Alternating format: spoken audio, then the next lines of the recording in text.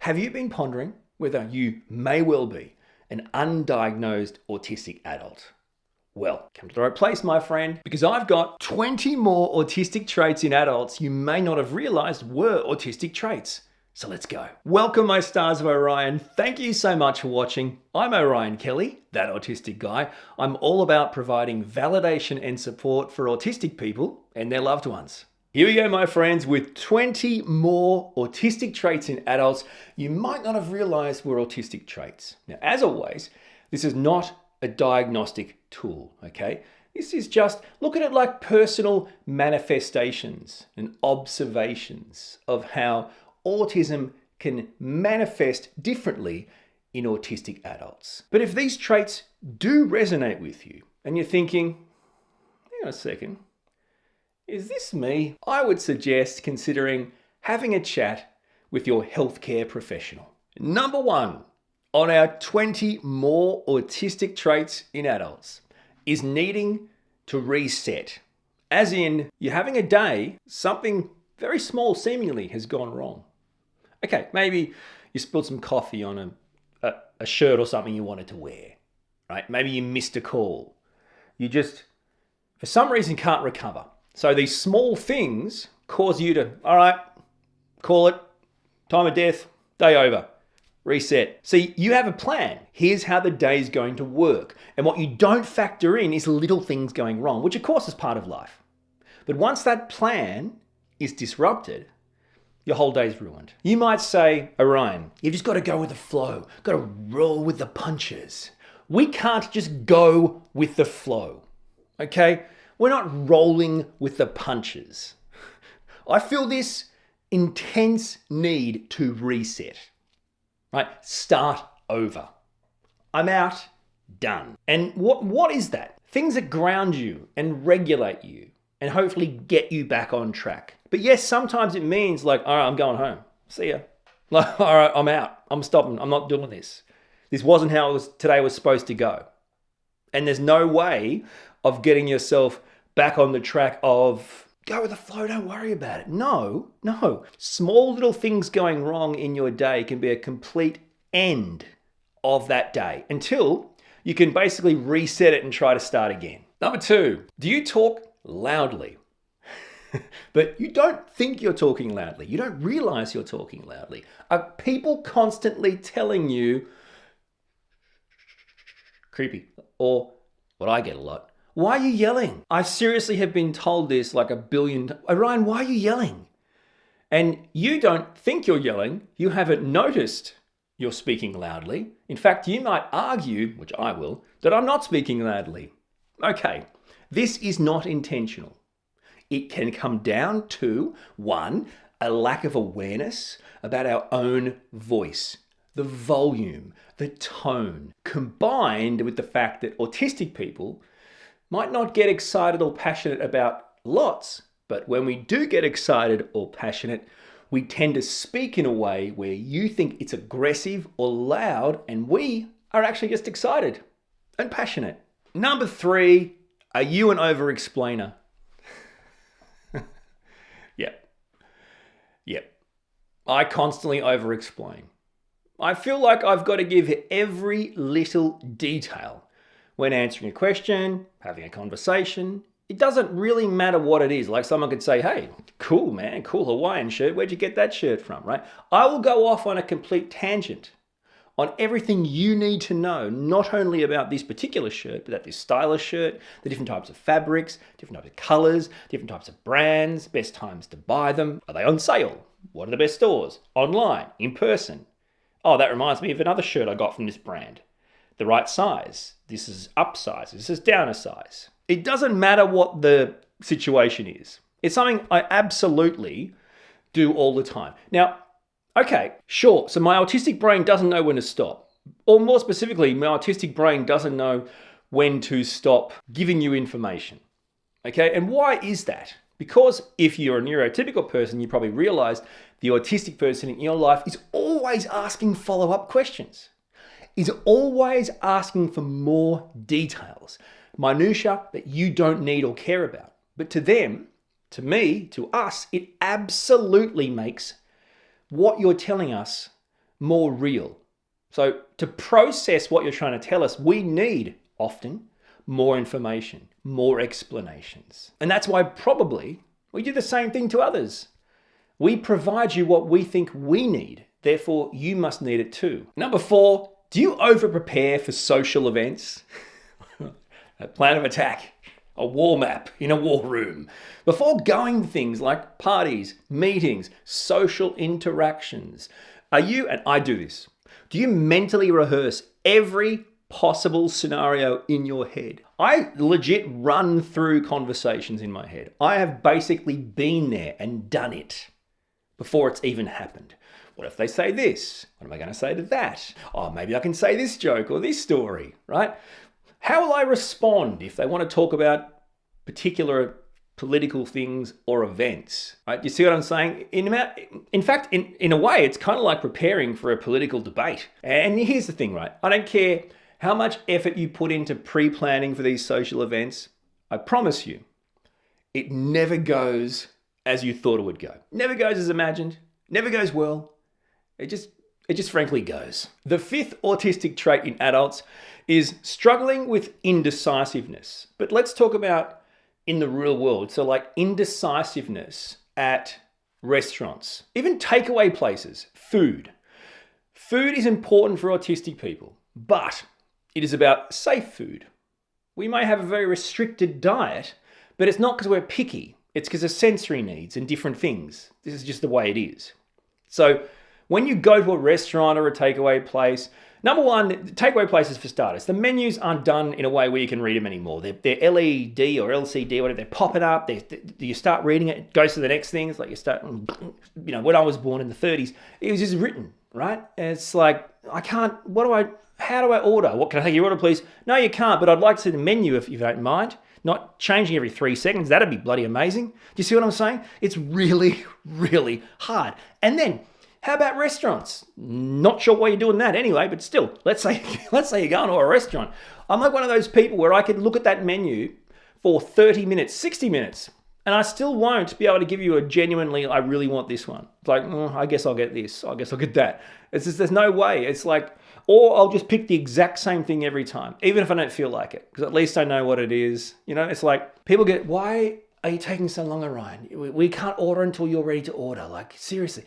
This kind of indecisiveness around these things that not only are overwhelming, but also built into your safe things in life can be not only are real, but are genuinely hard to navigate through. Number 6, a hyper-awareness of smells. Yes, I am the Superman of smells. Do you sometimes walk into a room and automatically you're overwhelmed by a smell, a scent? Yet, when you suggest it or point it out, everyone looks at you like you're a crazy person. Like, what are you talking about? There is no scent. There is no smell. And I look at them like they're the crazy person. So for me, a big one is perfumes, strong smelling candles, right? That will take my breath away. Okay, just like the faintest whiff of these types of things. What about those really strong cleaning products? They're an issue too. And even people don't get this, but food, there is a subtle food smell of different types of things that can cause anything from excitement to pure nausea. Once my brain smells it, remembers it, articulates it, identifies it, it can't unsmell it, my friend. There's no 7-second rule with the autistic brain. The smell don't go nowhere. And the weird thing is sometimes these smells, they basically are physically overwhelming. In other words, they're heavy. The air changes. The atmosphere around you is different. I'm just telling you what I feel as an autistic adult. Number 7, inconsistent skills. Classic, my friends. Okay, as autistic people, are you pretty good at something? Are you pretty amazing at something? Maybe it's your special interest. Maybe it's your passion. Maybe it's your gift. But then, do you find some simple things utterly impossible to do? You can be amazing at this, but you can't do this? What do you mean, Orion? You're saying you can record and edit and produce content, but you still don't know how to judge which shoe is which? How do you not know how to... I don't know. They say there's a curve. There's no curve. If there's a curve, I don't see it. It looks the bloody same. Like this is not a joke, all right? So you might be able to master intricate and skillful types of disciplines, but then struggle to simply remember what's the basic steps in making a sandwich or cooking a meal, right? You could do something incredible and someone would go, how do you do that? How did you get up in front of those people and do that presentation? But then you're trying to get some groceries, go through the self-bloody checkout, at the shop, and you're completely overwhelmed. You just have a literal meltdown. How can you not navigate self-checkout? Or how can you not navigate walking through the aisles of a supermarket? But you just did that. See, again, this actually isn't about you're great at things, you're not great at things. This is actually about the autistic brain. The autistic brain excels in certain areas. In addition to that, it can find other things, frankly, unexpectedly challenging. Now, all autistic people are different. We all have individual challenges, strengths, weaknesses, all these things. That's part of life, okay? What I'm trying to say is, but for autistic adults, so undiagnosed, this may be you may be one of those people where people don't get why the contrast in your skill levels of certain things is so much more. Number 8 is a classic. Are you honest? Now, what I want to say is, are you overly honest? What I mean is, do neurotypical people say, why are you so honest? You're too honest. You're too honest? Why don't you sugarcoat things? It doesn't make any sense to me as an autistic person. Honest is a good thing. You can't be too honest or overly honest. Just be honest, right? You're either honest or you're not. And what is sugarcoating? It's lying. So if someone asks my opinion, I'm going to tell them exactly what I think, even if that's not what they want to hear. Because from my point of view, it's not about what do you want me to say? It's about, you've asked me, what do you think about something? And my brain's gone, they want an actual honest response. So, do you like my new haircut? I mean, yeah, it's not as good as the last one you had, but it's, sure, I like it. Do you like this color in my hair? What color is it? I'm not being rude, I'm just trying to work it out, right? So people misinterpret this as rude, as too honest. What's wrong with you? Right? Really, I just don't see that lying was what you were asking. You were asking, what do you think of this? What's your opinion on this? Therefore, my brain says, I will give you an honest answer because I care about you, and that's my way of showing kindness, love, respect. Neurotypicals, on the other hand, show that by lying to you. The 9th autistic trait in adults is unique thought patterns. Do you connect ideas in ways that surprise people? Do you see patterns? Do you do things that come across, and it doesn't have to be a good surprise. Okay, so someone says, oh God, I can't believe it's already summer. And straight away, the first thing you see is like a pile of books. Because, summer to you reminds you of going on a summer holiday and spending a lot of quiet time reading books. So you've had this connection. Summer and books? What are you talking about? So these connections, they may seem random to the people around you. But for you, in your mind, that's totally logical. What do you mean it's weird? You said summer. I read a lot of books over summer one time. I saw books when you said summer. You're supposed to hear sun and beach and hot and not books. So it's an ability that autistic people have to make these kind of unexpected leaps. It fuels creativity. It helps our problem solving. But on the other hand, it can also make communication very tricky because, well, why? Okay, well, if our explanation of an idea leaves neurotypical people like, what? That makes absolutely no sense. Or their explanations leave us wondering, how did you come to that? How did you see that connection? How didn't you see my connection? It's so obvious. Number 10, do you have a hyperfixation on certain words or phrases? So do you find yourself repeating certain words or certain phrases, even certain sounds you've heard over and over? As autistic people, this is a thing we call echolalia. But then it doesn't even have to be the echo of words or phrases. So like I said, certain sounds. And okay, Why are you trying to annoy us, Orion? Don't be so agitating. What's wrong with you? This isn't about being, playful or have fun or being agitating or annoying. No, this is self-soothing. We are comforting ourselves. Does that make sense? To say a phrase or a word or a sound, like to repeat a phrase or to repeat these things, whether it's under our breath or out loud, this is a sign that we are dysregulated. We use these to regulate ourselves, to self-soothe. Trait number 11, let's talk about being fake in a nice way, in a neurotypical way. Social communication and interaction is a core challenge of autistic people. Okay, so what does that mean? Well, the cues, the verbal, non-verbal, the facial expressions, understanding, reading the room, this is a challenge.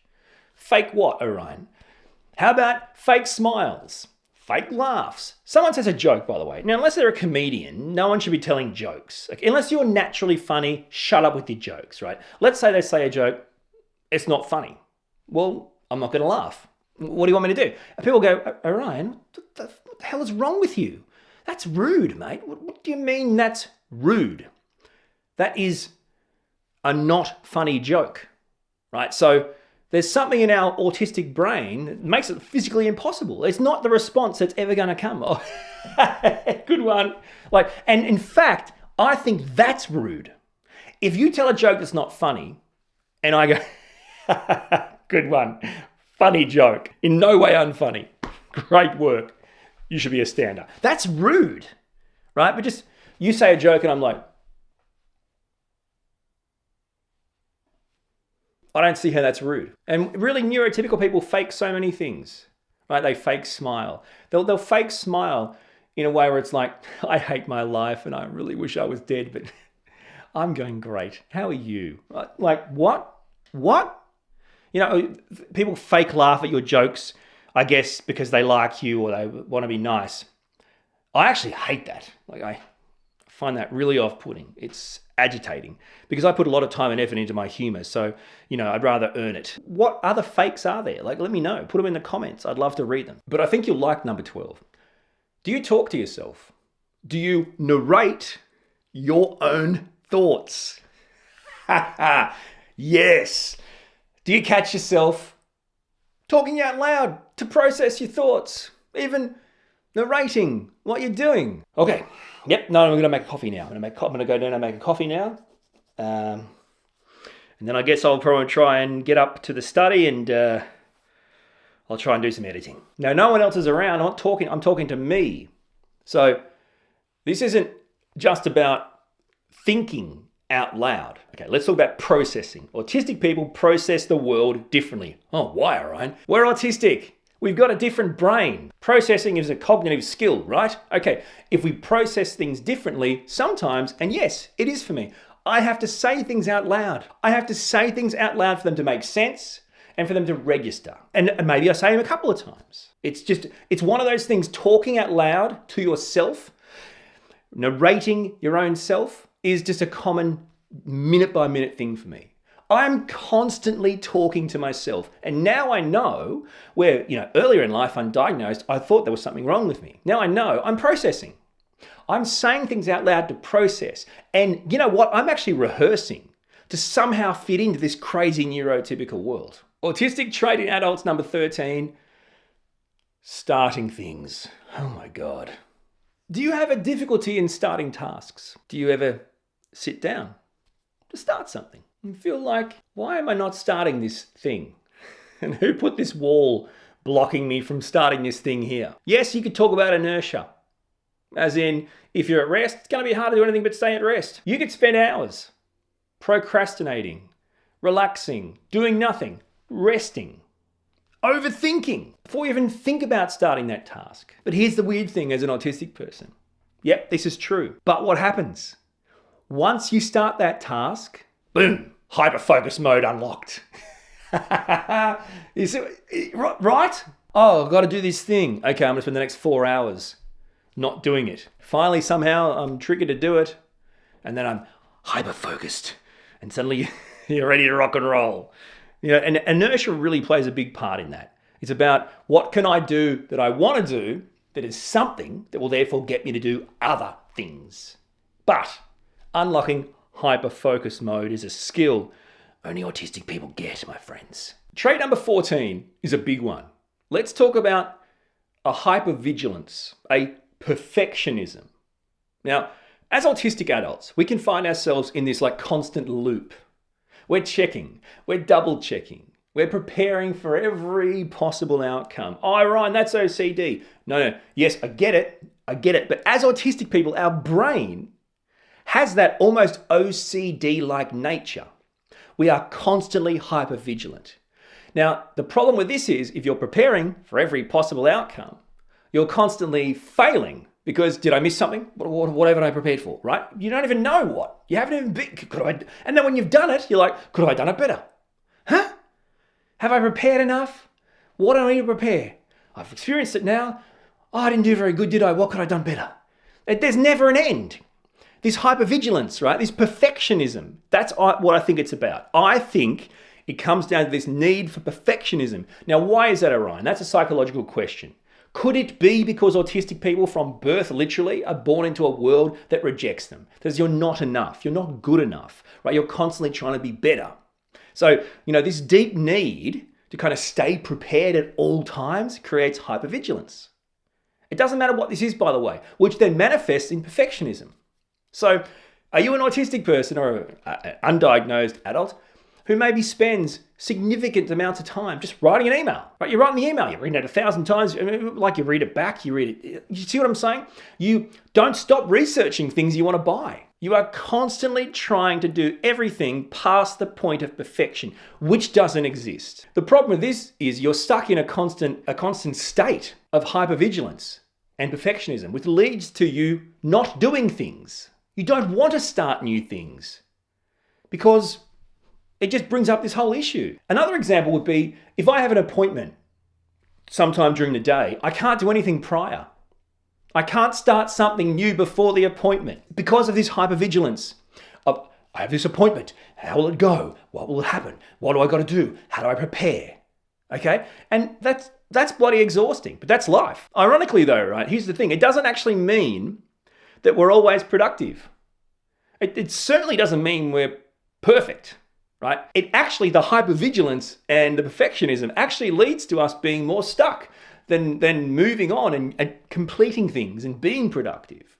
So this isn't like how good is it being autistic? This is a real manifestation in my experience of being an autistic adult. Number 15, do you memorize details that others think are completely random? You're not trying to, you're not studying for an exam. Do you just accidentally memorize stuff?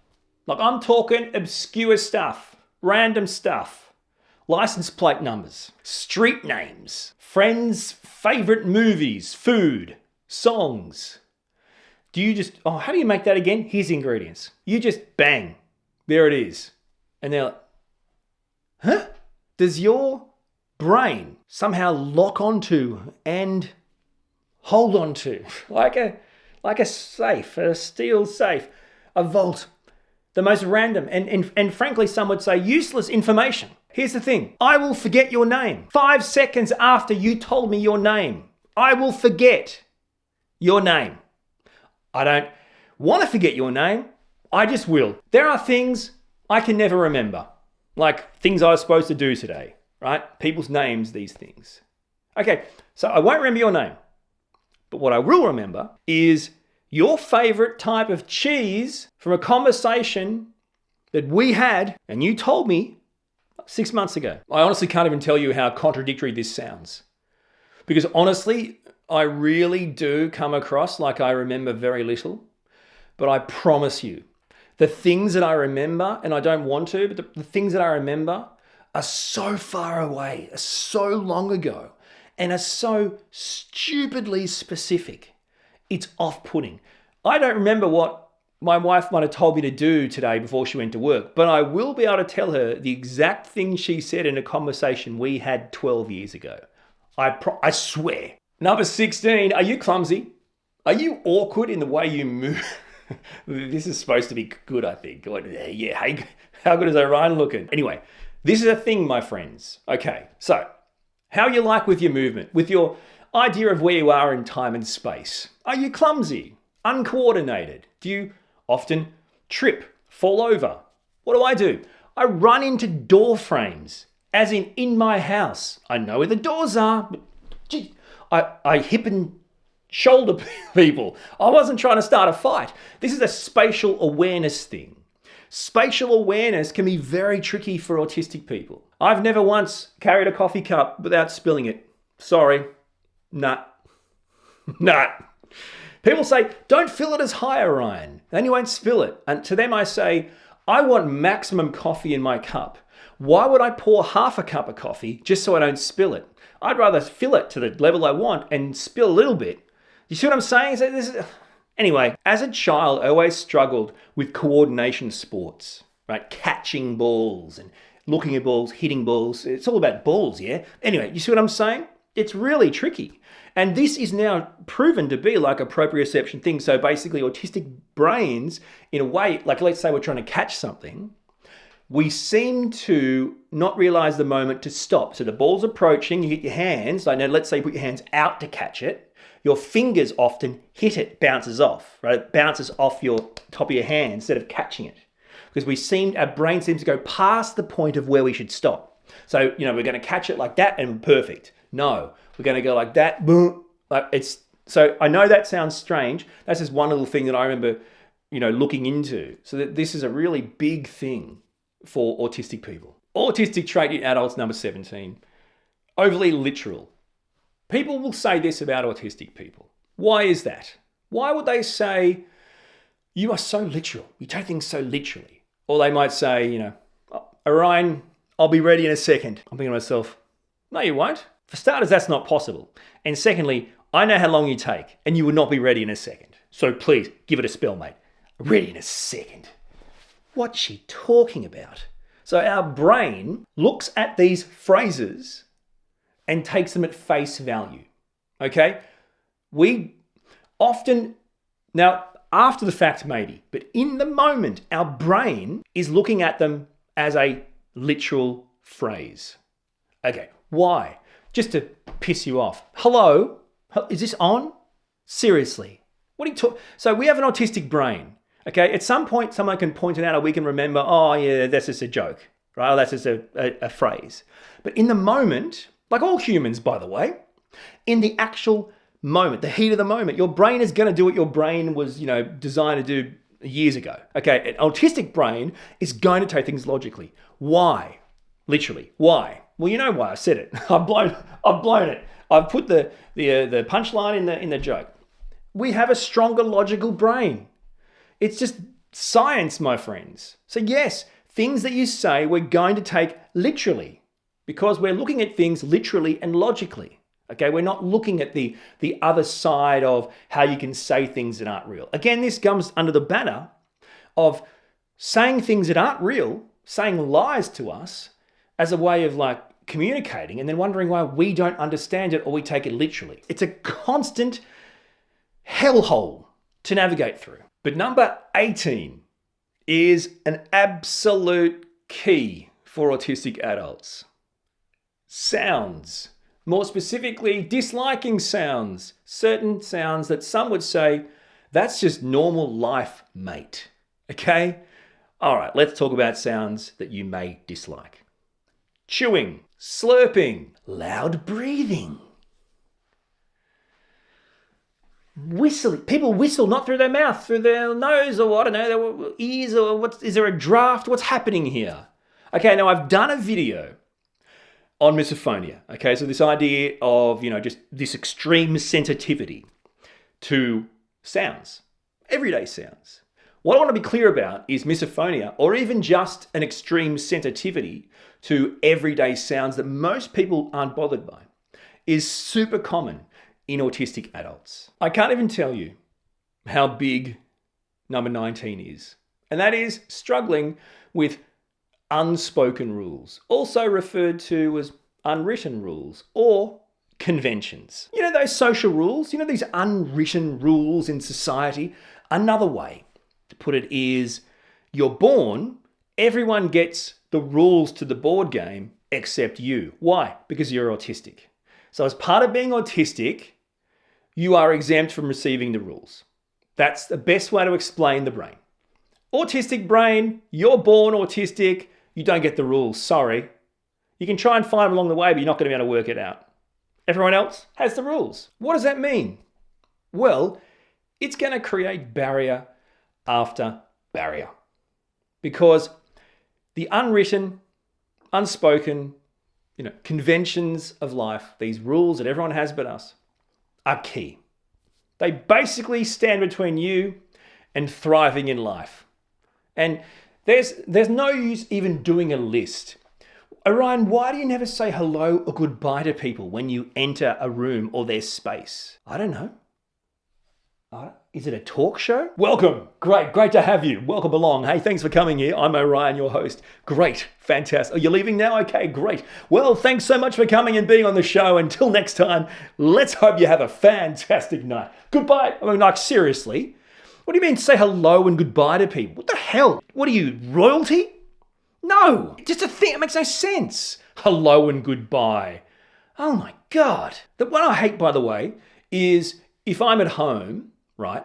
And even if just my family are at home or a few more people than my family are in my house, and I decide I want a coffee. If I want a coffee, I now have to ask, which in my mind means make a coffee or a hot drink of any kind for everyone in the house. So you're saying when I want a drink, that means I've got to ask everyone if they want a drink and get it for them. So here's what the best case scenario, this is what it should be.